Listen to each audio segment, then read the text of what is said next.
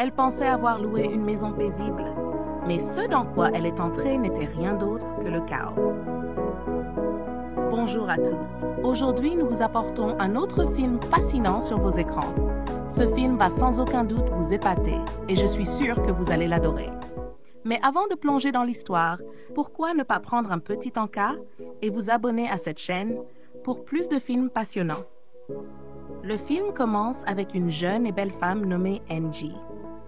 Elle était dans un taxi, essayant de localiser l'appartement qu'elle avait loué. Là, elle rencontra le gardien, Moïse, qui se présente comme le CSO de la résidence. Il l'accueillit chaleureusement pendant qu'elle admirait l'environnement. Malheureusement, il y avait déjà une autre personne vivant dans le même appartement, nommée Gabrielle. En la voyant, il fut choqué d'apprendre qu'il allait devoir partager son logement avec elle, alors qu'il avait payé la totalité.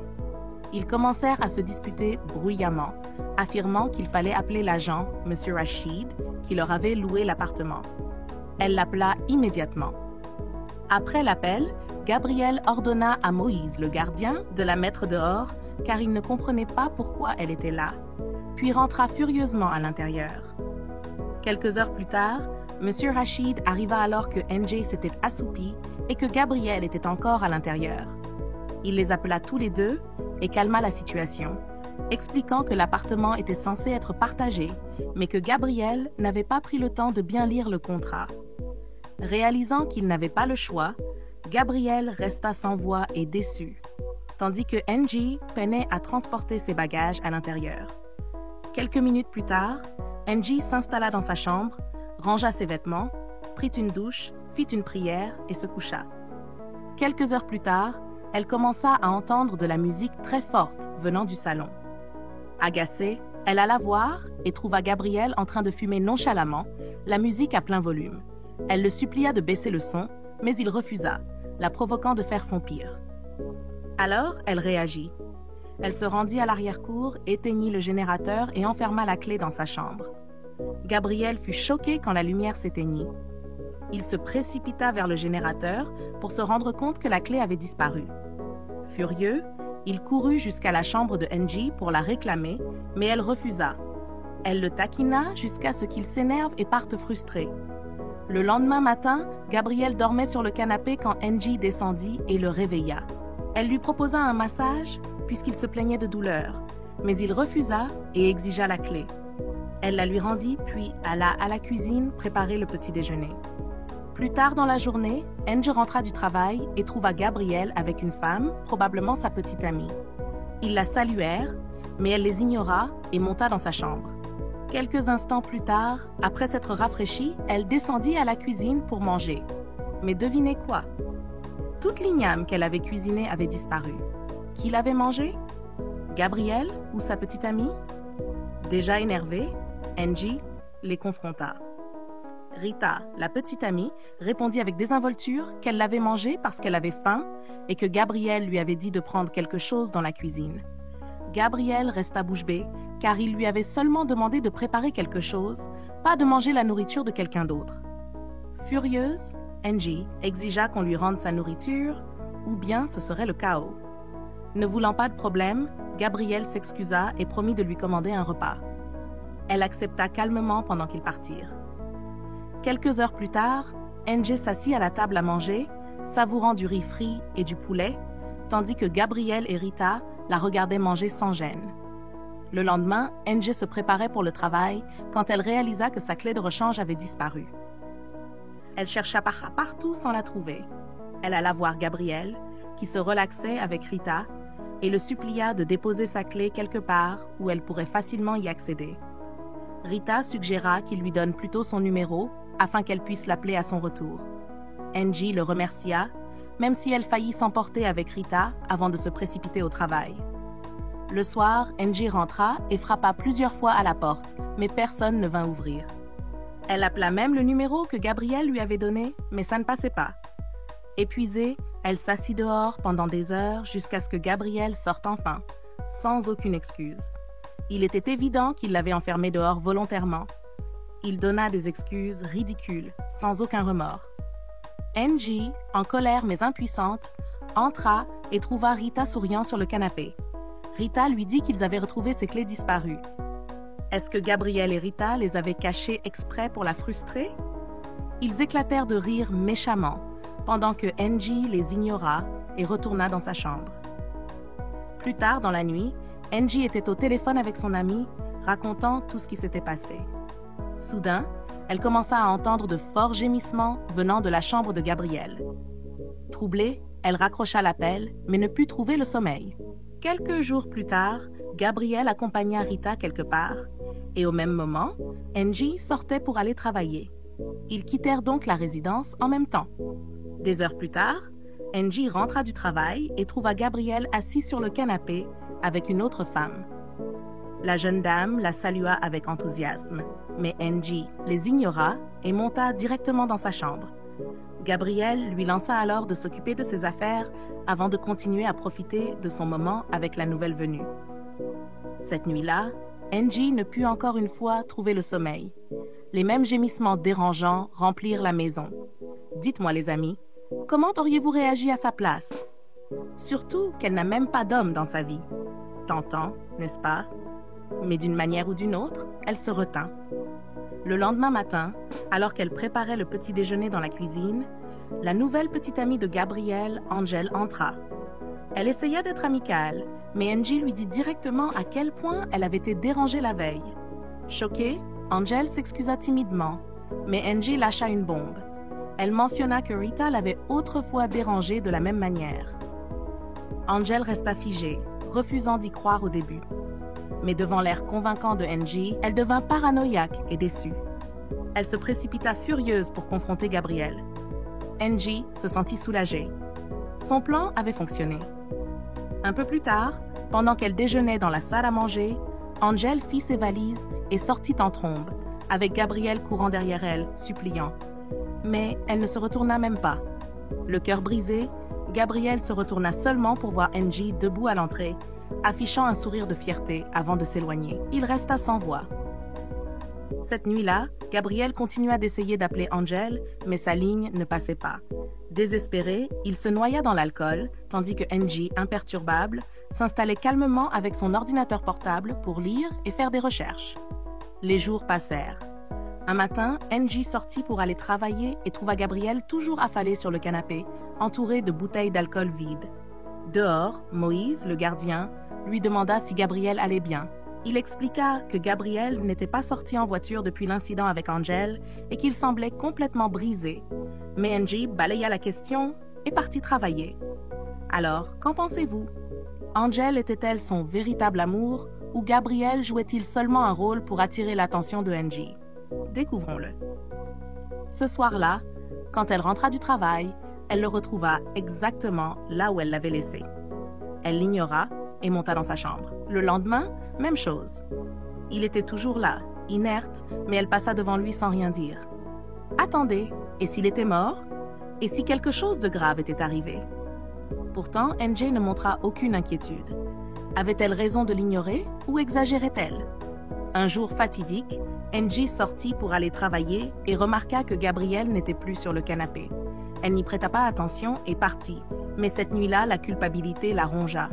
Au téléphone avec son amie, elle avoua se sentir comme une diablesse de ne pas avoir pris de ses nouvelles. Elle confessa même qu'elle avait peut-être été trop loin en chassant sa véritable petite amie. Son amie lui conseilla de ne pas s'en mêler. Laisse-les régler leurs problèmes avant de raccrocher. Quelques jours plus tard, l'inquiétude finit par rattraper Angie. Elle frappa à la porte de Gabriel, mais n'obtint aucune réponse. En entrant, elle fut choquée. La chambre était sens dessus-dessous et Gabriel brûlait de fièvre. Inquiète, elle insista pour qu'il prenne une douche et mange quelque chose. Il accepta à contre-cœur. Quelques heures plus tard, elle lui apporta un repas au lit et le supplia de manger. Ensuite, elle nettoya discrètement sa chambre pendant qu'il dormait profondément. Ce soir-là, Gabriel reprit un peu de force et regardait la télévision quand Angie revint du marché. Surprise de le voir debout, elle s'excusa rapidement pour tout ce qu'elle avait fait. Il lui pardonna, admettant qu'il était lui aussi coupable. Il la remercia sincèrement de s'être occupé de lui. Angie se sentit soulagée et demanda s'il avait pu joindre Angel. Mais malheureusement, Gabrielle révéla qu'elle l'avait bloqué partout. Angie fut attristée pour lui et partit lui préparer une soupe au piment. Plus tard dans la nuit, ils partagèrent la soupe ensemble, souriants et heureux pour la première fois. À partir de ce moment, leur lien commença à se renforcer. Ils regardaient la télévision ensemble, s'amusaient et même se chamaillaient parfois. Un jour, à table, en mangeant et en plaisantant, ils commencèrent à s'ouvrir l'un à l'autre. Gabrielle lui demanda quels étaient ses rêves en dehors d'ouvrir un restaurant, puisqu'elle cuisinait si bien. Angie révéla qu'elle voulait travailler dans les ressources humaines. Gabrielle fut surpris, car il pensait qu'elle n'était pas qualifiée, mais elle lui assura qu'elle y travaillait déjà auparavant. Curieuse, Angie demanda quel était son métier. Au début, elle croyait qu'il était un escroc sur Internet, puisqu'il ne quittait jamais la maison. Gabrielle éclata de rire et expliqua qu'il était en réalité graphiste et web designer indépendant, avec des clients venant surtout de recommandations. Il n'avait pas besoin de sortir tout le temps. Gênée, Angie se sentit coupable de l'avoir mal jugé alors qu'elle ne le connaissait presque pas. Mais à partir de ce moment-là, leurs conversations devinrent plus profondes et leurs repas plus agréables. Cette nuit-là, ils se séparèrent. G était dans sa chambre en train de lire et de faire des recherches, tandis que Gabrielle restait à la table à manger, travaillant sur son ordinateur portable. Au petit matin, il s'était endormi là. Angie descendit, le réveilla et lui dit d'aller se reposer à l'étage. Au moment où il essaya de se lever, il ressentit une vive douleur dans le dos. Par bonté, Angie proposa de lui faire un massage. Cette fois, Gabrielle accepta avec plaisir. Pendant le massage, il apprécia tellement sa douceur qu'il finit par s'endormir. Plus tard dans la journée, alors qu'il s'apprêtait à sortir, il remercia joyeusement Angie pour ce massage relaxant avant de partir en courant. Moïse, le gardien, fut surpris de le voir enfin sortir et se réjouit de le voir reprendre une vie normale. Ce même jour, Angie était dans sa chambre en train de lire lorsque Gabrielle entra soudain avec une surprise. 2 billets pour une pièce de théâtre prévue le lendemain soir. Elle fut ravie et profondément touchée par ce geste. Même après son départ, elle ne pouvait cacher sa joie. Le lendemain, Angie était splendide, magnifiquement apprêtée, lorsqu'un taxi la déposa devant la résidence. Moïse resta bouche bée devant sa transformation, la regardant marcher majestueusement à l'intérieur. Mais elle ignorait que ce qu'elle s'apprêtait à découvrir allait la rendre furieuse. En montant les escaliers et en ouvrant la porte de sa chambre, elle poussa un cri de choc. Sa chambre entière était sans dessus-dessous.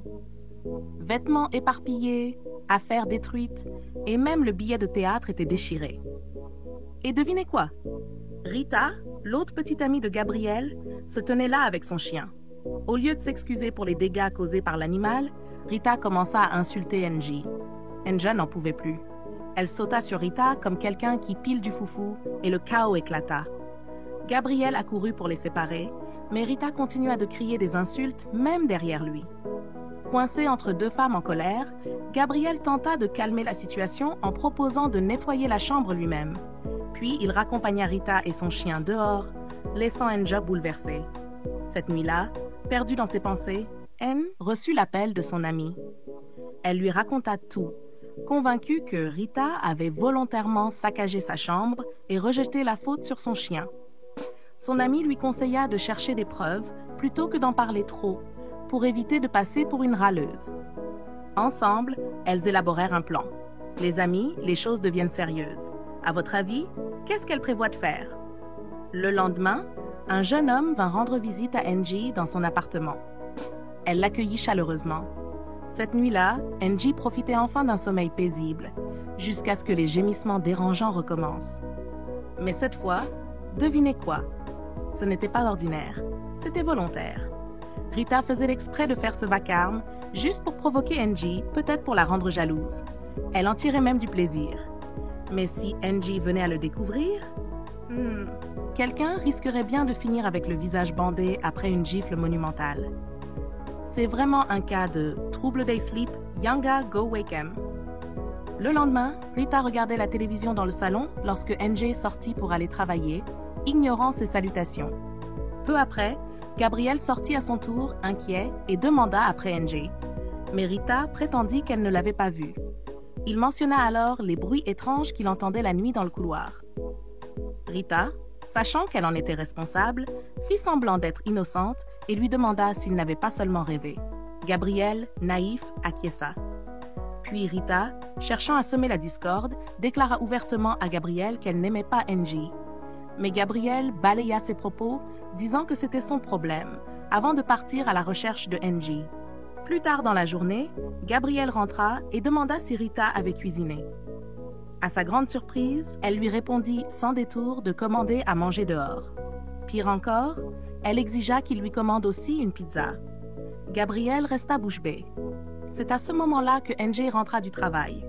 Gabriel la salua et elle lui répondit calmement avant d'aller directement dans la cuisine pour préparer un repas. Dans la cuisine, alors qu'elle préparait des spaghettis, Angie réalisa que la sauce qu'elle avait cuisinée la veille avait disparu. Toute la viande du ragoût avait aussi été mangée.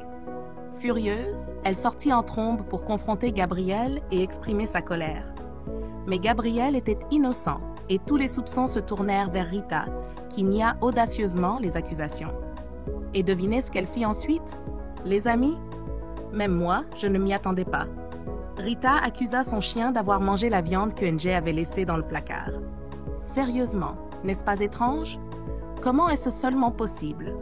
Rita était si sûre d'elle qu'elle affirma n'avoir rien pris. Mais soudain, Angie se souvint de quelque chose. Elle prit son sac, sortit son téléphone et montra une vidéo où l'on voyait clairement Rita en train de voler toute la viande dans la marmite. Elle tendit le téléphone à Gabriel, stupéfait, qui demanda à Rita de regarder et de s'expliquer. Les amis, voici le rebondissement. L'homme qui était venu rendre visite à Angie l'autre jour était en réalité celui qu'elle avait contacté pour installer des caméras dans le salon et la cuisine. Le plan qu'elle avait élaboré avec son ami, c'était ça depuis le début, et tout devenait enfin clair. Mais malgré les preuves, Rita refusa d'admettre qu'il s'agissait bien d'elle, affirmant que c'était du Photoshop ou de l'IA.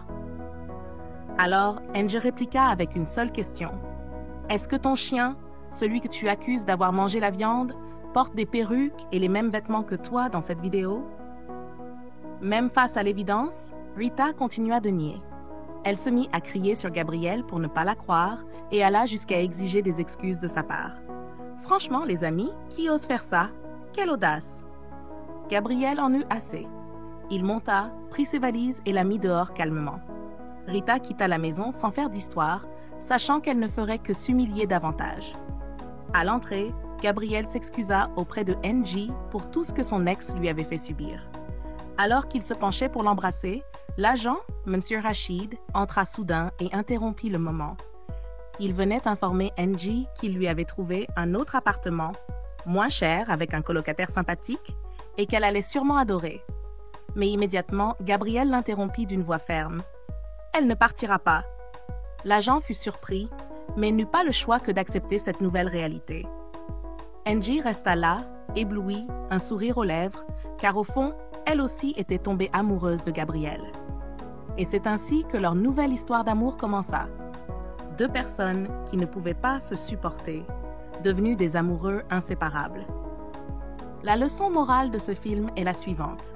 Parfois, la vie nous place dans des situations inconfortables pour nous enseigner la patience, la sagesse et la force. Mais à la fin, ces mêmes épreuves peuvent nous conduire à des bénédictions inattendues, voire à l'amour. Merci d'avoir regardé et surtout, n'oubliez pas de vous abonner pour plus de films fascinants. À bientôt.